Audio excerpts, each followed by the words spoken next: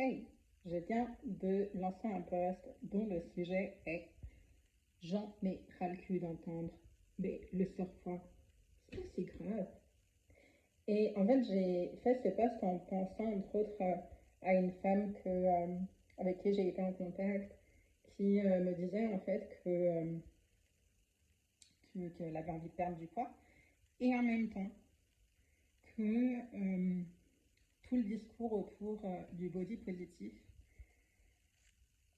pouvait l'influencer de manière négative, dans le sens que finalement elle se disait ouais, bon, c'est pas si grave en fait.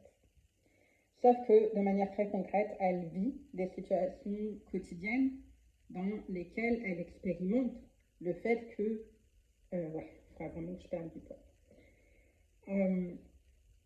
Donc par exemple, elle me disait que elle a du mal des fois à lasser ses chaussures, enfin elle le fait, mais elle sent son gros ventre là qui pèse.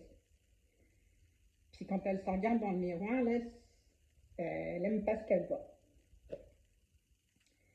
Bref, et d'autres situations, et tu iras voir si tu as envie d'aller plus loin. J'ai mis beaucoup de ces situations, pas que elle, mais des situations que j'ai vécues, des situations que d'autres femmes m'ont expliqué, m'ont raconté. Et moi, j'ai envie de te dire, ouais, ok, c'est pas si grave. Mais si dans ton quotidien, tu vis ces situations, mais est-ce que c'est vraiment pas si grave? Puis quand ça touche ta santé, vraiment, c'est pas si grave. Est-ce que vraiment, et là, vas-y, ferme les yeux, respire et dis-moi si c'est vraiment pas si grave que ça. Parce que quand il y a un surpoids qui fait qu'il y a des problèmes de santé, come on. Moi, je t'invite à voir ça en face. Puis à pas être dans le déni, dans la dissociation de ça. Parce que ça, c'est aussi le problème que je rencontre chez beaucoup de femmes. Où c'est, j'ai conscience, mais je ne fais pas parce que je ne suis pas associée à ce que je vis. Je ne suis pas en train de réellement prendre en compte que là, c'est en train de me coûter. Puis peut-être même que ça va finir par me coûter ma vie.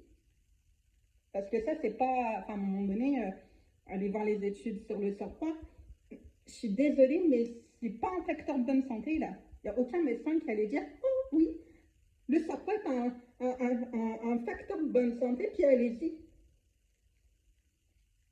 Donc, je suis désolée, je fais un peu cette vidéo en mode vénère, mais si je le fais en mode vénère, c'est que j'ai tellement envie que si toi, là, tu es une femme qui vit du surpoids, puis que tu vois que ça te pèse, que c'est lourd dans ta vie, pas juste au niveau physique, mais de ce que tu peux être capable de faire avec ton corps, puis peut-être même que ton corps, t'es pas ami avec, puis peut-être que ça te coûte là, tu vois.